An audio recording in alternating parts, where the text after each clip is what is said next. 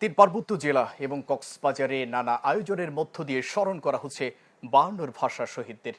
বান্দরবানে 21-এর প্রথম প্রহরে জেলা কেন্দ্রীয় শহীদ মিনারে ফুল দিয়ে ভাষা শহীদদের প্রতি শ্রদ্ধা নিবেদন শুরু হয়।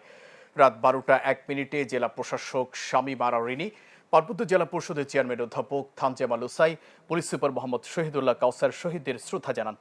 দিবসটি উপলক্ষে সুন্দর হাতের লেখা, চিত্রাঙ্কন প্রতিযোগিতা, সাংস্কৃতিক অনুষ্ঠান এবং আলোচনা সভার আয়োজন করা হয়েছে। 21-এর প্রথম প্রহরে রাঙ্গামাটি কেন্দ্রীয় শহীদ মিনারে জেলা প্রশাসক মোহাম্মদ হাবিবুল্লাহ এবং police super doctor SM. Farhad Hossain ফুলেল শ্রদ্ধা নিবেদন করেন। এছাড়া দিবসটি উপলক্ষে শহীদ মিনারে বর্ণলিখন এবং চিত্রাঙ্কন প্রতিযোগিতার আয়োজন করে স্বেচ্ছাসেবী সংগঠন গ্লোবাল ভিলেজ স্কুল বেলা।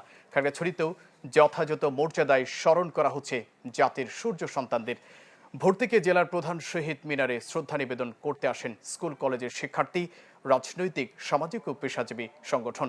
ছিল প্রভাত ফেরির আয়োজনও। কক্সবাজারেও বীর শহীদদের স্মরণ করা হচ্ছে নানা আয়োজনের মধ্য দিয়ে।